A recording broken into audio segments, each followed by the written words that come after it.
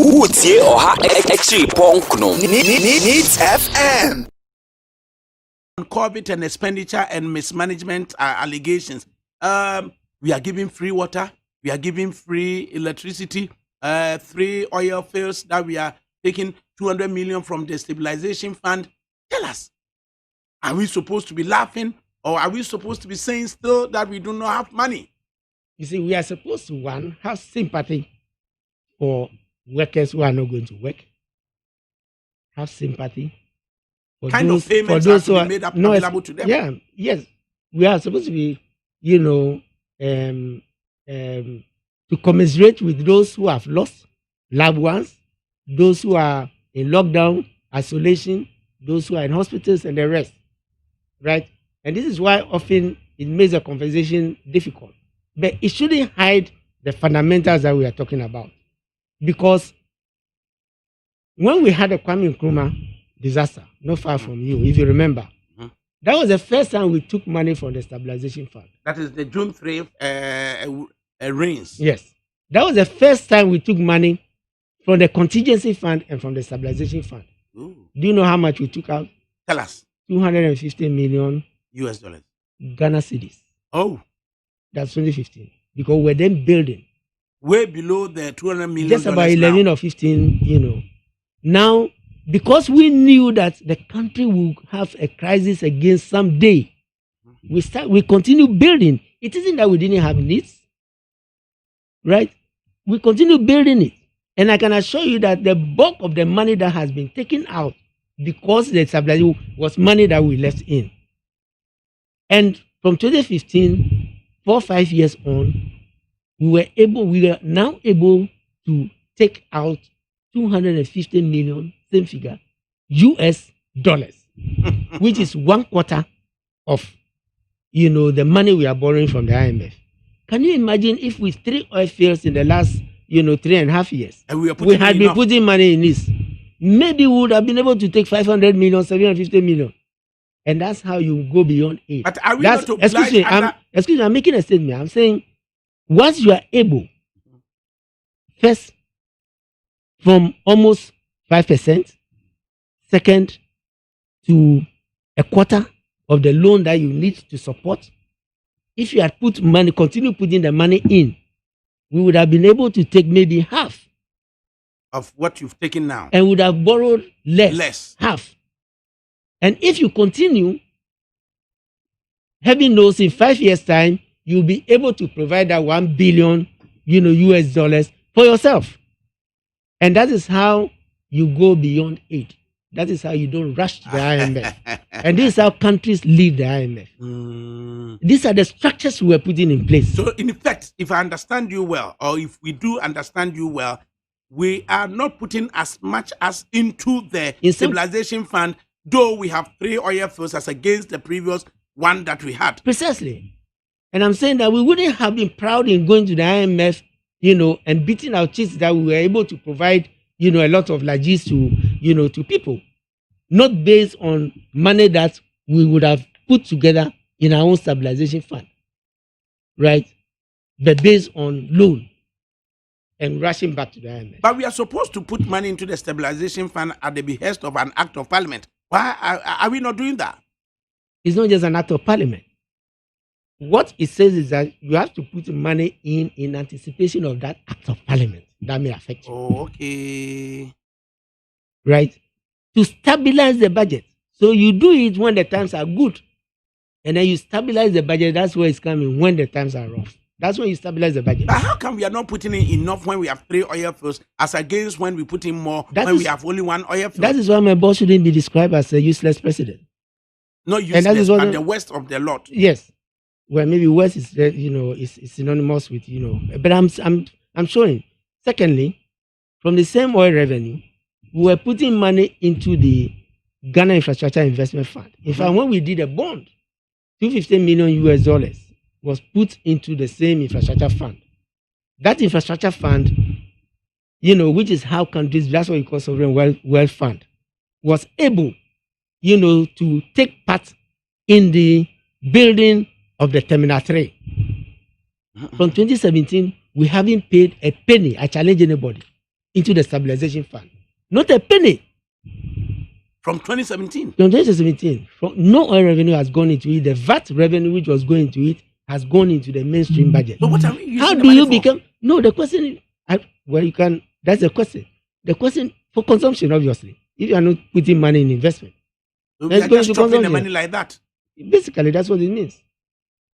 And then you make reference And to we the Terminal continue 3 project. Yes, and I'm saying that the Terminal 3 project, that was one of the initial steps in which we create our own, investment fund that will begin to invest in commercial, property. Commercial assets.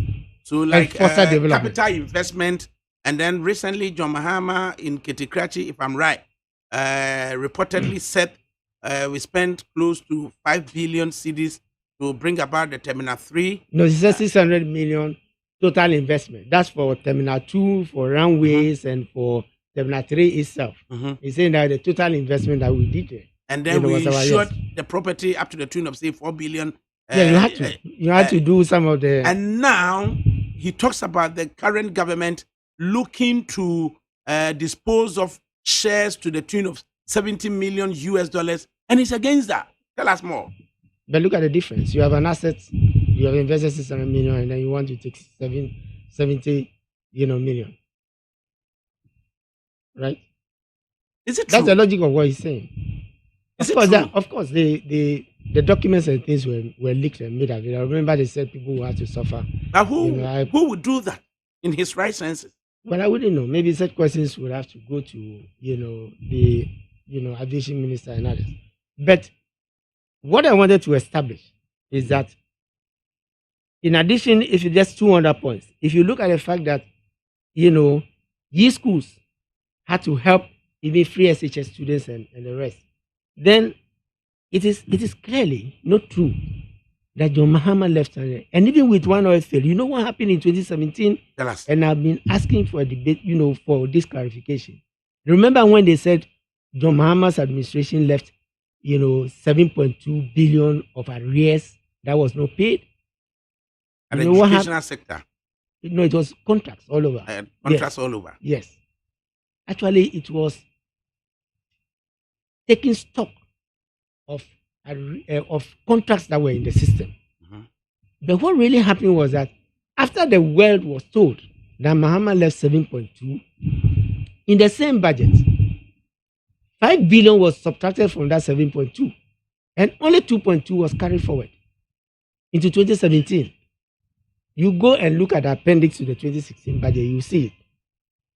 So from that 5 million, it means it didn't exist. It was concocted just to paint a bad picture of the Mahama administration, right? Otherwise, just as we had single span arrears, you have energy arrears, you have others. What you do is that you carry it forward, and this is a setup that has been happening. A lot of setup has been happening as part of showing that a good picture, which is now being exposed by the borrowing, that is taking place. So in fact, are you saying that Ghanaians were told of a gloomy picture relating to John Mahama's tenure, which in fact did not exist in the books? It did not, because even in the original budget, under pressure and everything, the minister in the speech, but not in the budget document, stated that the deficit was 6.3 with all the crisis. And when we had estimated that the deficit was going to be 5%, so there was only 1.3%. And in actual fact, what it means is that the Mahama deficit of 6.3 is much lower than all the 7% deficits that we have been doing now. And you'll be able to say this in a debate with the finance minister? Of course, yes. Of course, yes. Of course, we are able to say it because we have done the analysis and we have written about it. And this is a budget speech, right? Paragraph 34. Mr. Speaker, the fiscal deficit on cash basis has significantly fallen from 6.5% of GDP in 2016 to 4.5, no longer 9.3, no longer 8%, because the correction has been done, and the thinking maybe is 3 years or 4 years, away. But this was at the real deficit. It was never any 10%. And due acknowledgement has not been given as to why the correction. We can take no. Just as no acknowledgement is being given for the correction in leaving out the bailout and energy costs in the 20 budget that was read, right? But using it to correct and then putting it under COVID. Yadimi Seth Terkper, former finance and economic planning minister in the tenure of John Dramani Mahama and AD Nkomo. If you to me, I was up here on 0244252016 0244252016. Now, Mr. Terkper, still on management of the economy expenditure in the midst of this unexpected COVID. First, you tell us about largesse from the IMF. Secondly, you tell us about taking 200 million from the stabilization fund. And we also know of 10 billion CD printout to cushion the economy. And then you talk about John Mahama only having one oil field, and now we have 3 oil fields. So what is it about this 10 billion CD printout? And by the way, we have been increasing taxes. If we have and meanwhile, you are also increasing taxes. Yeah. Though it cancels out the taxes you also increase, because there's a text message for me to ask you as to the 14 taxes you increase, or the taxes you increase on 14 items. No. Okay, I'm glad you said items. Not 14 taxes. Yes. Because you see now it's moving, after we contested, it's moving from 14 taxes to 14 items. You see, these are the narrative. These are the narrative is changed. Right? No, and so tell us, so much money coming into the kitty, and what are we seeing? 10 billion CD printout to cushion out the economy, when we have taken $200 million US from the stabilization fund. IMS giving us the largesse, and then you also talk about tax increment. Tell us, what do you know about this supposed 10 billion CD that's been printed to cushion out the economy? Well, this is what I know. Okay, tell us. And please note that I am quoting from Bank of Ghana Monetary Policy Committee press release May 15, 2020. Yes. So this is an official document. Yes. The reasons Bank of Ghana gave for the 10 billion you are talking, I presume that's what we are talking about, is that it says that preliminary assessments show that, paragraph 13, the financing gap, right, COVID and non-COVID, the financing gap that was estimated at the time of applying for the IMF RCF in March, at the time of applying, right, in March, has widened significantly, resulting in a large residual financing gap. Current market conditions in the debt capital markets, current market conditions in the wake of the pandemic, the gap existed. They're saying that, the pandemic, in the wake of the pandemic, will not allow the financing of the gap from the domestic debt market without significantly increasing interest rates. Bank of Ghana did not mention COVID as a reason why they are giving the 10 billion. So again, we should isolate it from COVID.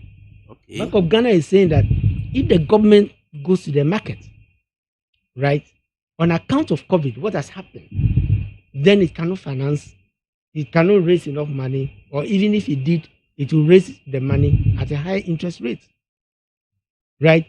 Which means that this is financing a gap that existed already. Why do I say that? Government went to Parliament with a COVID cost of 9.5 billion. To date, government has raised about 16 billion, something even more, on account of COVID, from the IMF loan and from others. Now, granted, even if government had raised 10 billion or 11 billion, which is a figure they gave in the supplementary budget, is 11 billion, you will agree with me that the 9.5 is fully covered.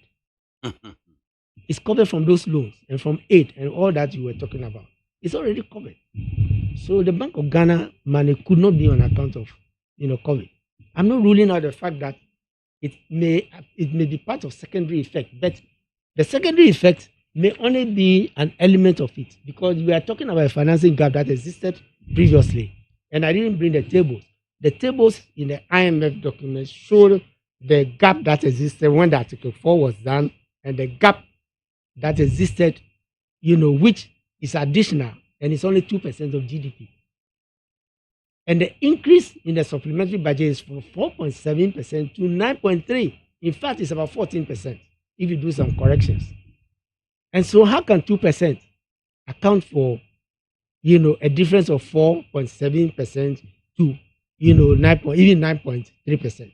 If you add 2% to 4.7, and the figures were right, then you should be increasing the deficit to only what?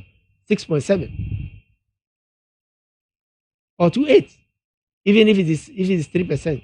Why 9.3? And why is it 11? By the time Parliament finished, it was supposed to be 11 if you added the bailout cost.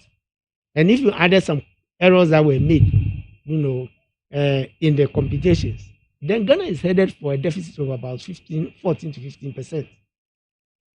And the debt is going to be crossing 80% as it's been, predicted. Utie Oha Exi Ponkno Needs FM.